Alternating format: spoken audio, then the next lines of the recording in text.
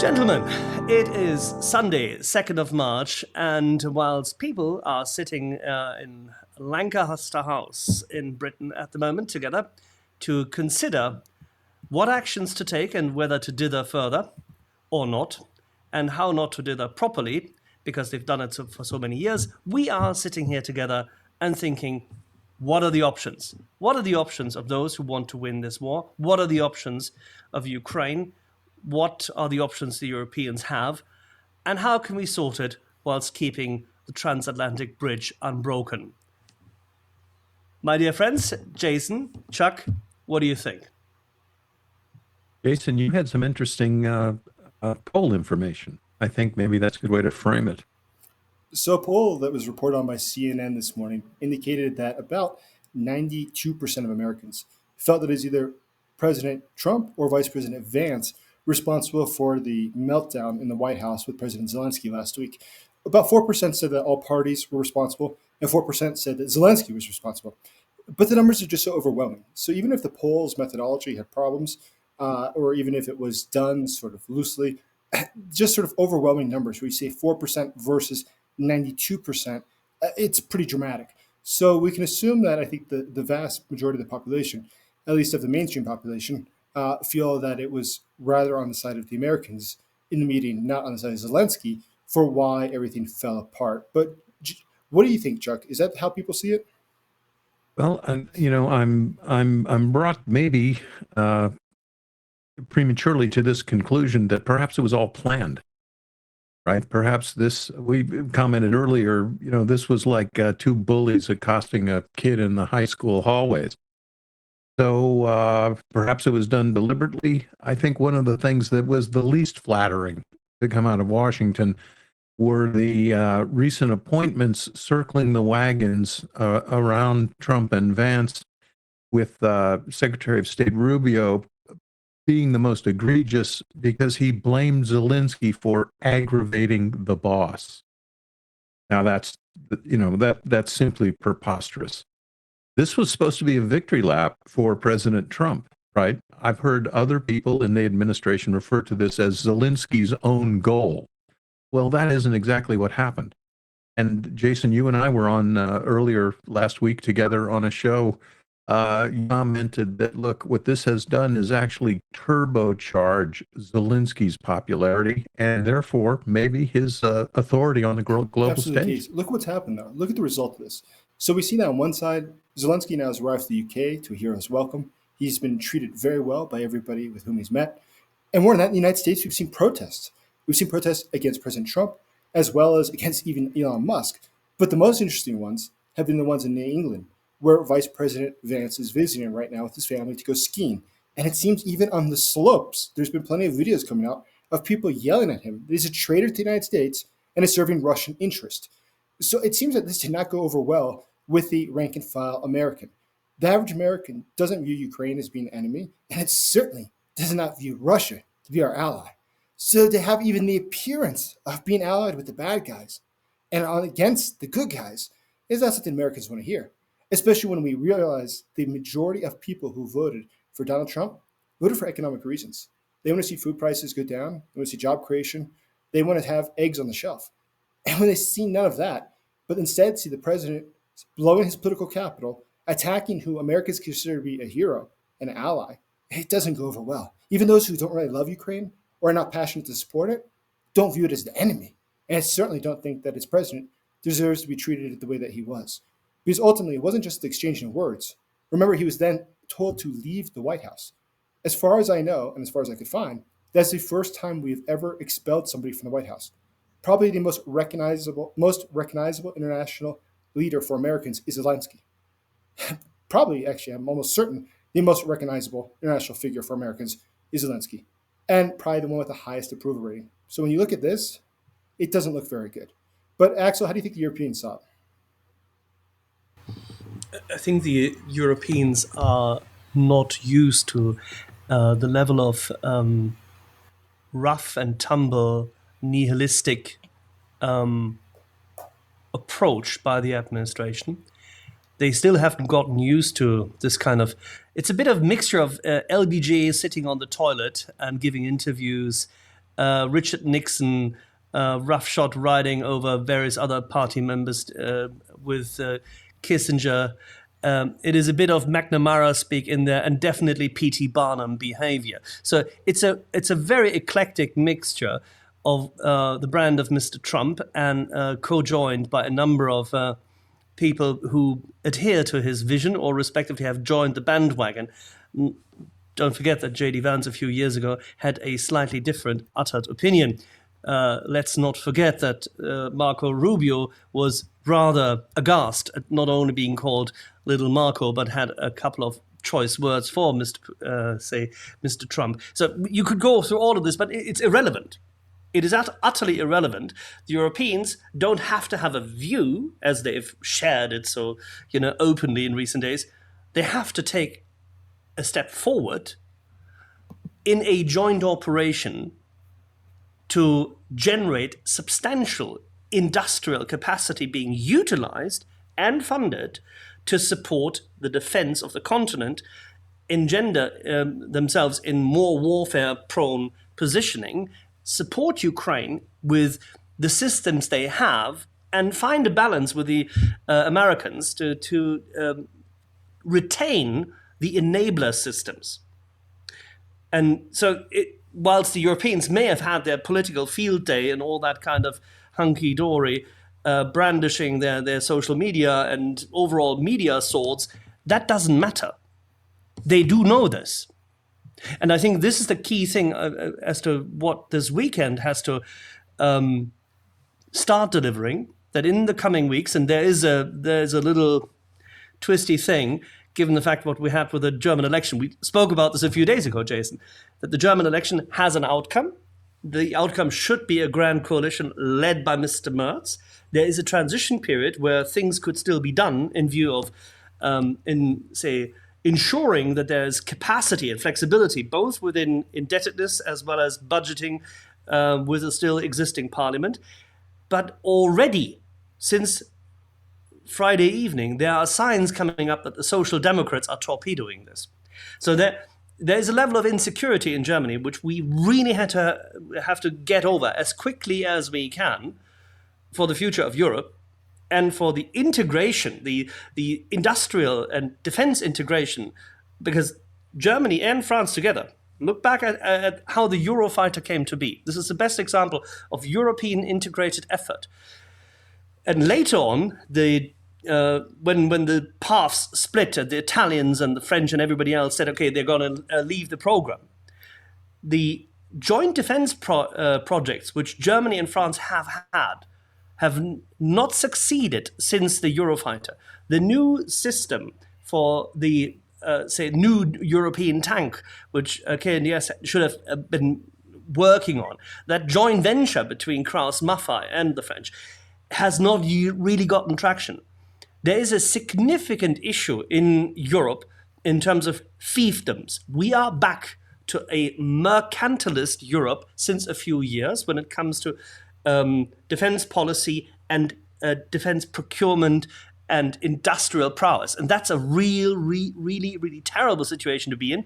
But it has been fostered by the fact that everybody has been shrinking. Now that budgets will have to increase, there may be an opportunity to gloss over, but it doesn't change the underlying trend. Mr. Merz said a few things before this meeting came up, and this is how I should conclude, that Europe has no option other than to integrate and reduce the complexity and focus on a few platforms. And these decisions have to be made within weeks, maybe days, not months, not years. So I think there is the opportunity that what are the options for Europe out of this?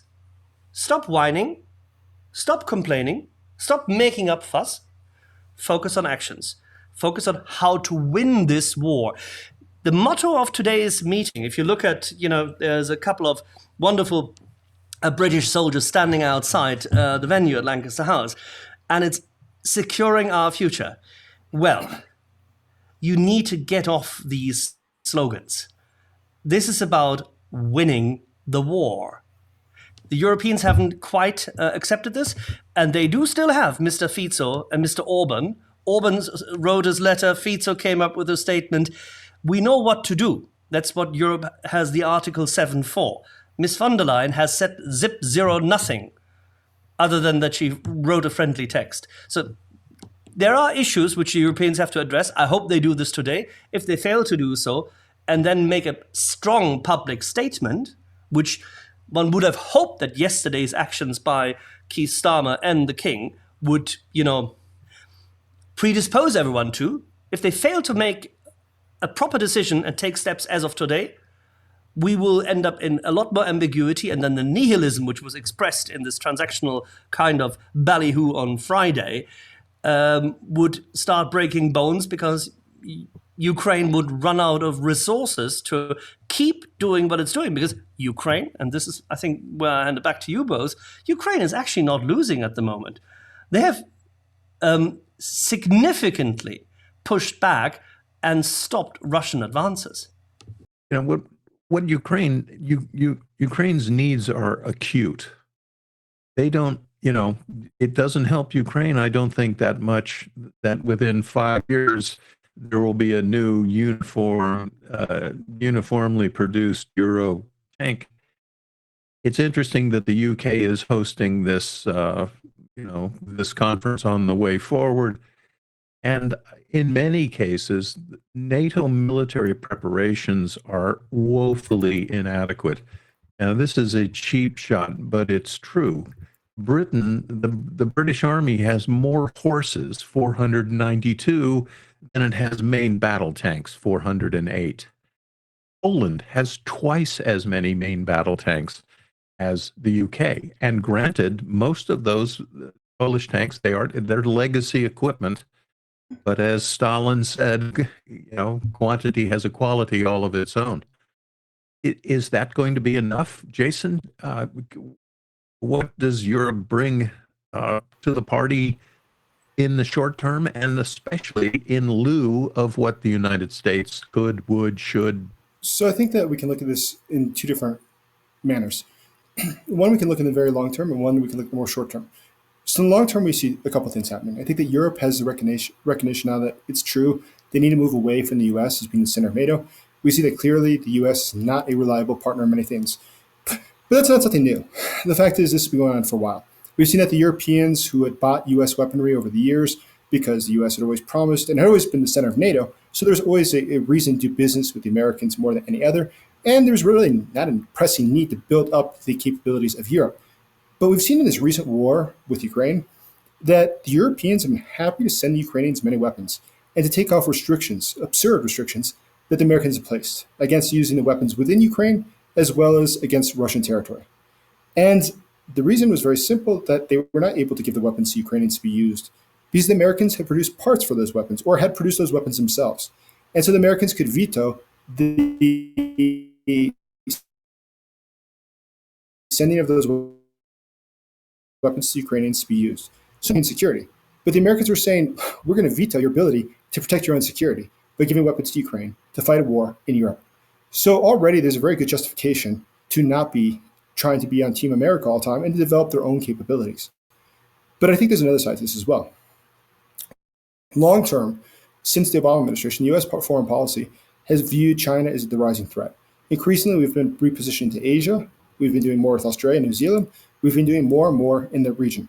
So there's obviously much of a pressing need for Europe to defend its own self, as they are closer to European problems, namely Russia. The Europeans don't have the capacity or the proximity to be as engaged in Asia as the United States does. So as the world is dividing between who's going to be in Asia and who's going to be in Europe, well, it does make more sense that the Europeans play a larger role. So going a little bit further, though, what does it really mean? I think that the Europeans at this point understand that the United States, it's hard to say what will come, what will go, but it cannot be allowed to be the one that dictates European security. And it doesn't really make sense. To be fair, the Europeans should have control of their own security. And so this is a golden moment, I think, for Europe to be able to develop its own capacity for security, but also to recognize what the Europeans recognize that the Americans have tried to avoid. European countries, namely the UK, has experienced a great deal of terrorism by Russia in recent years. The assassination of various people residing in the UK legally, this is part of Russia's global war. So as much as we do like to talk about the kinetic warfare in the literal sense of the large-scale warfare, I should say, such as in Ukraine, there's another aspect of this war that Russia is currently waging, and it's having a lot of success. We see that in the cases of obviously countries like Hungary and Slovakia, but also we see what they've been able to do with with the Russian migrants or former Soviet migrants that live in Germany. We see what happens in countries such as France, where there's been mass migration, and in Germany, that's been pushed by Russia and its allies. We see in the case of other countries, far right parties, such as in Greece. We see the far right parties in other countries as well. They have a huge amount of influence. And we also know they have Russian ties. So if we look at this overall, the fact is that Russia is currently waging a war against our European allies. But very unfortunately, the Americans have been the ones that don't want to recognize that because it means there would have to be consequences. And secondly, they're not willing to take any risk that would jeopardize America by having to force America to actually take active measures against Russia. It's easier to just put their heads in the sand and to ignore it. And sadly, that's what American leaders have done in recent years. But going ahead, what do you think we'll see, Axel?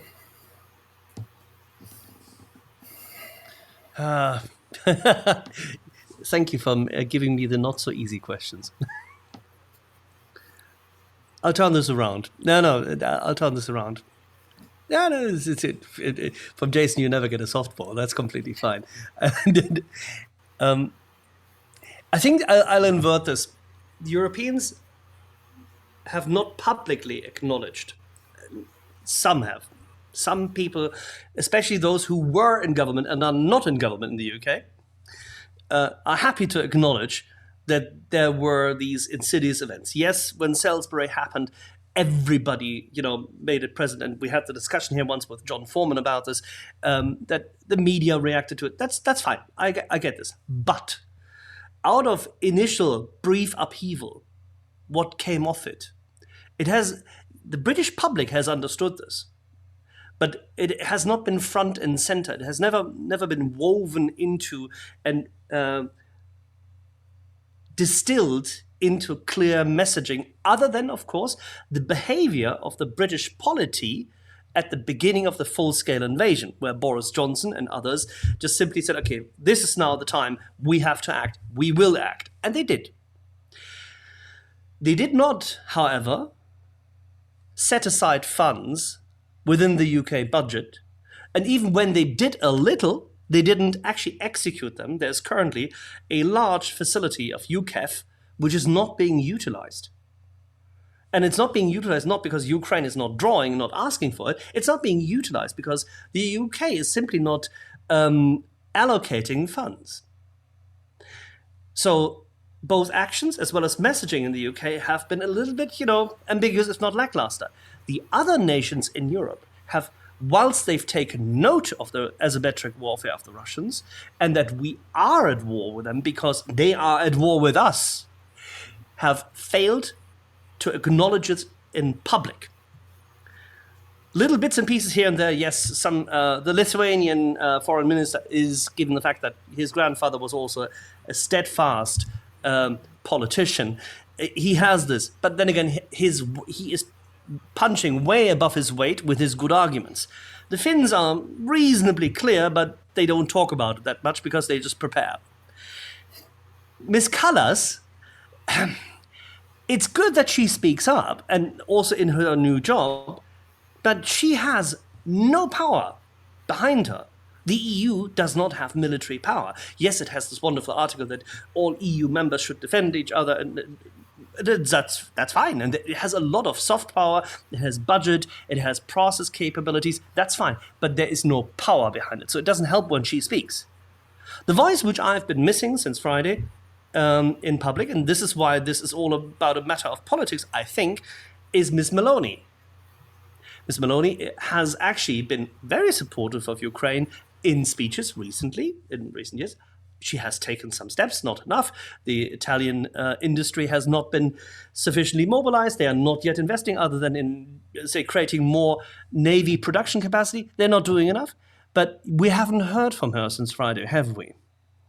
Now, she has she is rumored to have a reasonably direct contact with the Trump administration. We haven't heard anything. The Spaniards have not said anything. If you want to generate more capacity in Europe, you need the Spanish production lines for the Eurofighter. You need the Spanish defense industry. You would also need the Spaniards to actually clear up their economic act and be able to fund things. And if they can't, and they definitely can't, evidently with this government they just can't, then you have to give them money. Now, if the Europeans all give them money to produce it, will the Spaniards do it? Not even that is clear at this point in time. So there is a disaffection within Europe anyway. There are very pro-Russian streams in Spanish politics for many years, not just the catnaps, but also in the Socialist Party as such. There are even some rather ridiculous right-wing politicians who once actually made politics for Aznar very, very difficult. And then you can't run it. You need the Spanish industry for this. It's an important feature as part of all of this. So there are so many issues which should be tackled, but they have to, in Europe, actually, funny enough, they have to be tackled from the respective prime ministers, presidents, depending on what kind of democratic system you're in. And I would hope that they've seen that this is a real threat. But even if it's a real threat, which has come out of the asymmetric warfare, which they now would have to acknowledge, then they have to talk to their populace. Look at the election calendar in Europe, both regional, federal, or state-wise. Look at where the Russians will engage, again, as you have always been telling people, in manipulation, infiltration, propaganda, disassociation, trying to wreak havoc on civil society by pitching people against each other. The Europeans need to highlight that we are in an asymmetric war, that desinformatia and provocatia are two elements of Russian warfare. They haven't done that. They have to say so. And they have to say so in unison. And when they do so in unison, that means they have to cool down Mr. Orban and tell him, Article 7, you have nothing to say. Second, everything in terms of funding for Hungary is blocked until you comply. And if you fail to open our access to the NATO logistics hub further, the European component of that will be taken away. That's it. Start with that. German industry can put pressure on it, but for that you need to have Mr. Scholz being replaced. He won't do it. Mr. Merz will. Mr. Merz has already said so. There's an agreement with Mr. Söder because a lot of the Bavarian industry is very heavily invested in Hungary. Germany is the biggest single foreign direct investor in Hungary. German industry, the Mittelstand, the big industry, all of them are very well present in Hungary, and Hungary is dependent on that. Would they probably nationalize things if the German industry were not to, play ball with them? They would probably try, sure. But then again, that also means that they have gone on a path which is irreversible. And therefore, I presume at that point in time, the Hungarian government will face even bigger demonstrations than they have faced already. They've lost Budapest. They are in internal turmoil, but as long as Mr. Orban keeps winning elections with close to 2/3 majorities, they can't escape from this path. So it's the EU which has to act. And then the Europeans can act in unison, and then they can actually make this statement. If failing to make the statement and failing to communicate with the electorate is what has prevented Europe from actually getting in gear, you finally have to lead. People have to bloody lead. Whereas in the US, Mr. Trump, who has won an election, barely, but he has won an election, and he won 7 swing states against an abysmal candidate on the other side. And he now construes a mandate for many things out of this. As somebody commented upon another text I wrote, power is the ultimate aphrodisiac. It's probably true in this case as well. I'm not saying it's not democratically legitimate what he does. Not on the contrary, it is. However, legitimacy out of an election also comes with an obligation. And there's a continuity of what a rules-based order should serve. He declines that. And whilst he does so, he makes a case to the American populace. He may lose it, as he said, with the ingoing poll. that he, for this tactical little operation on Friday, he has a 90%, 92%, whatever, negative feedback. Fair enough. He will still do it. He will still play it. The Europeans haven't even begun to play because they haven't made a statement. They don't communicate with their public. They don't engage in this. And that is the biggest failure they've had thus far. And unless they fix it starting today, it's going to be grim for the next few weeks. That's my view. Far too long an answer, but I apologize. But you gave me a complicated question. Jason, your political education will shed some light on this as well. What can Europe do? What should it do in the face of literally a fire in their rear from Washington? What do you see as a way forward for them? Well, I think that all problems, the first step is to acknowledge that there is a problem and to acknowledge that something has to be done. The status quo no longer serves the purpose. European security and U.S. security have been going down parallel but no longer the same paths for a while. And at this point, it seems that we've reached a point where they have to make the hard stop and decide that we can cooperate. We are allies, obviously, but we have to make our own plans for the future. And I think, as I said, this is a general positive for Europe. This has been a long time coming. European leaders have been slow to do this because, one, there's increased cost. Are they keen to absorb those extra costs, which means that there's either going to be higher deficits or cuts to social spending? And that usually does not go over well with voters. So, preventative medicine is everybody recognizes a good thing, but there's a reason that very few people take advantage of it. It's because I realize it's good, but it's sort of painful and it costs money. Paying for the military is very similar to that. It's something that we recognize is good. We recognize there's a need for it, but voters don't really feel the benefit as quickly as they feel it when you build them new streets, for instance. And so it usually does not get the prioritization that it deserves. But I also think that there's something else going on here.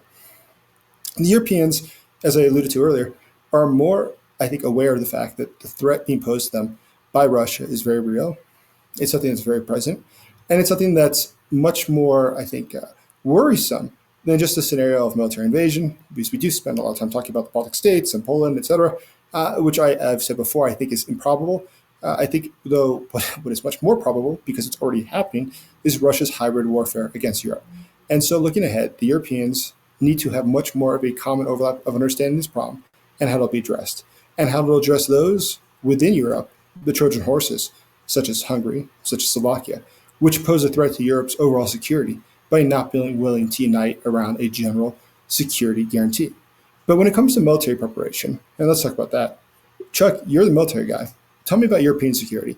Are the Europeans ready for a large-scale war with a country like Russia? Or how would they be able to deal with the things like the hybrid warfare occurring? We see the use of illegal immigration as a weaponized form by Russia, who's sending in refugees. We see that the huge numbers come from Syria, which was being bombed by Russia. Then over 1 million people showed up in Europe. We saw the weaponization of the immigrants in the case of the Belarusian border with Lithuania and with Poland, leading up to 2022 full-scale invasion of Ukraine. We've seen routinely how Russia is operating against European security. But mostly on the European side, let's start with that. And please do expand further on the other parts. How is Europe doing for its own security? Well, here's the gateway into that. Let's talk about Russia's triumphant use of information warfare. There is a perception in the entire world, even among the intelligentsia, and especially among Western media, that Ukraine is on the brink of losing this war. I'm going to just hit a couple of numbers here. Latest casualties are, since the 72-hour operation, 350,000 Russian dead, 750,000 wounded. We're looking at 1 million casualties.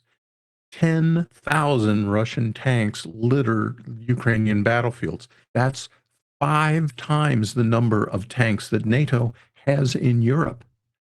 So, the point I'm getting at also, 2024 was the year, according to many people in the media, that Russia turned the corner in this war. It lost 480,000 troops and gained the city of Los Angeles and the suburbs. My point is, Russia's not winning this war. They are bogged down 10 times worse than the United States was bogged down in either Vietnam or Afghanistan, wars that the United States lost or pulled the plug on. Um, and this crosses into Jason and, of course, your areas of expertise as well. 47% of Russia's economy is supporting 95% of Russia's military in a war that they're not winning.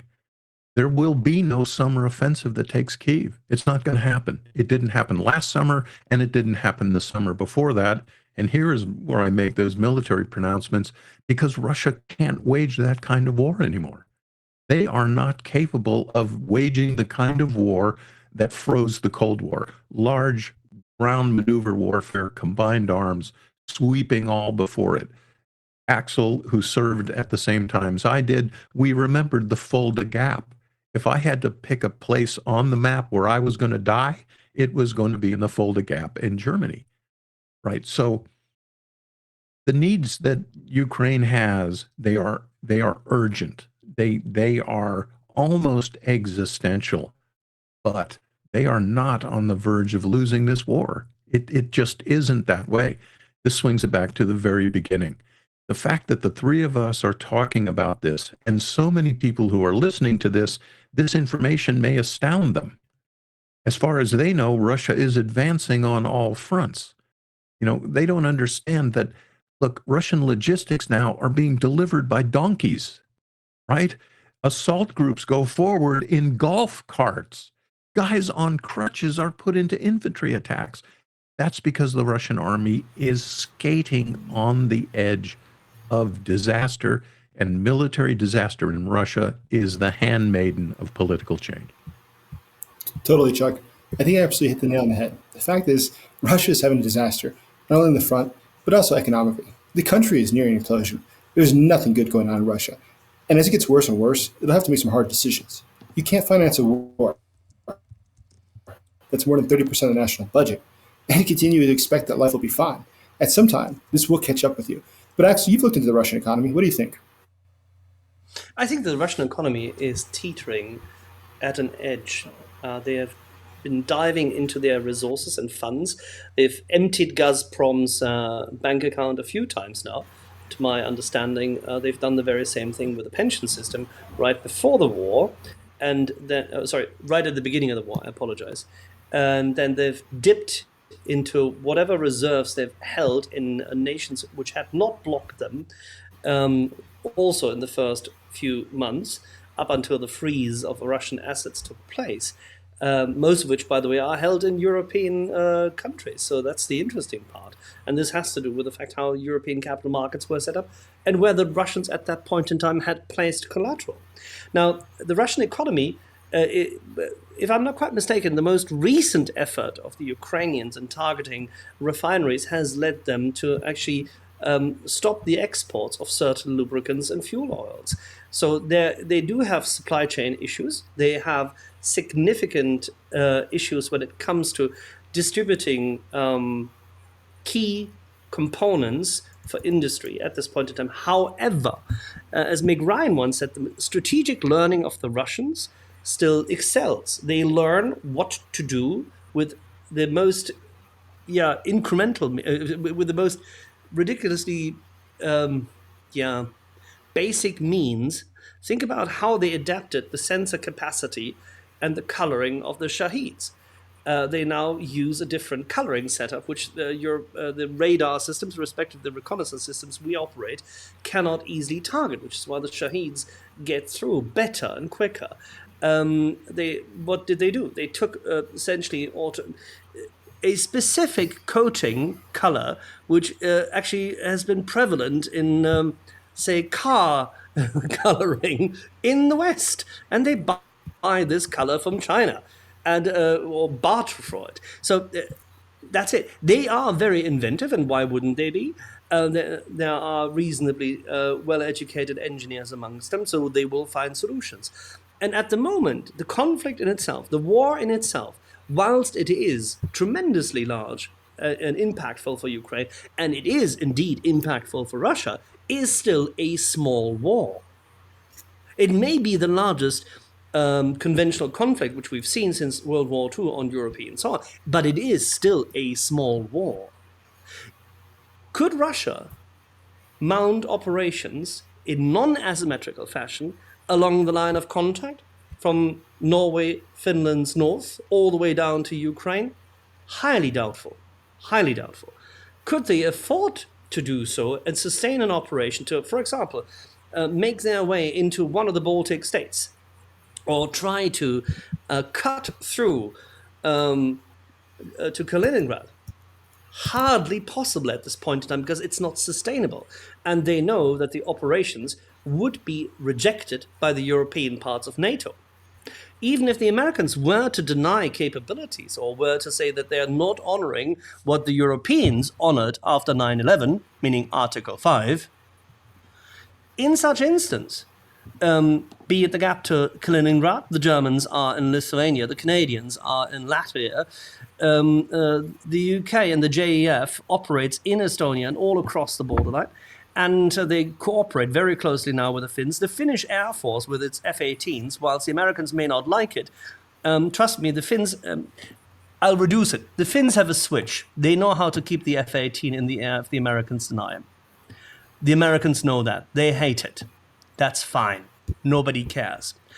There are capabilities in Europe which are good enough to deter the Russians going forward, and we must be careful not to assume that we are too weak. We are not.